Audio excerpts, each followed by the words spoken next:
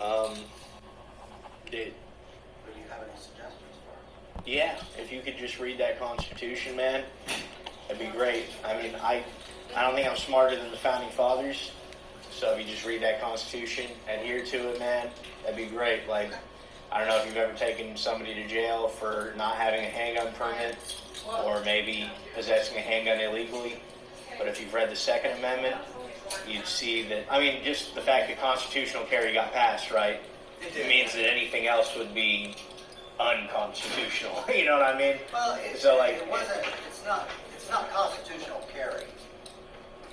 That's not the wording of that law that just got passed. Right. Okay? So, you have to understand what constitutional carry means and then what law just got passed. I know what constitutional carry means, brother. But then you have to understand what the law that just got passed is also. Yeah, I don't really know what the law that just got passed is. I just know that if we could stop having our people that we employ going around trying to tell us when we can carry guns and when we can't, that would be super beneficial to the public's freedom.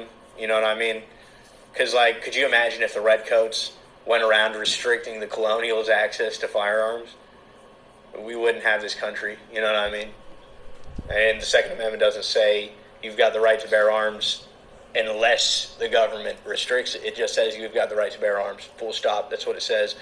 And Alexander Hamilton tried to say to Thomas Jefferson, well, you've got to read between the lines. And Jefferson, probably the most renowned scholar that this country has ever seen, said, I read in between the lines and all I saw was blank space. There's nothing. And I assume that you probably ran on the Republican ticket, considering that you are in Indiana and you won, right? Okay. Am I right? Are you a Republican? I ran on the Republican. Right. Thomas Jefferson was like the first Republican. You should look into maybe his history and see what a real Republican would do instead of, as we call them, rhinos. Okay. Scared. Dude, I'll put that on my to-do list. There's not a lot to do.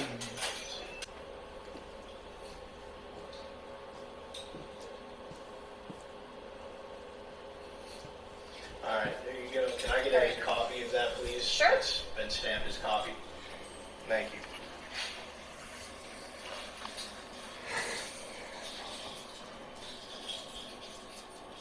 So you just need me to read the Constitution, right? That's all you need me to do? That was what I think you could do to do a little bit better. And I don't know you personally. I don't know what you do. You know, I haven't been following you. I don't know where your car is parked. But, Yeah, you do. You set off the car alarm while ago. I didn't set off the car alarm. The car alarm went off when you were there. I don't know whether you touched it or didn't. I don't know. But the car alarm went off. I do know. As you were looking into it. Right, okay. So, So that, I have no comment on that. But what I'm saying is, all I can say is if you read that Constitution, the whole purpose of the Constitution is to lay out what the government can do, and therefore anything that's not included in that Constitution, by law, the government can't do.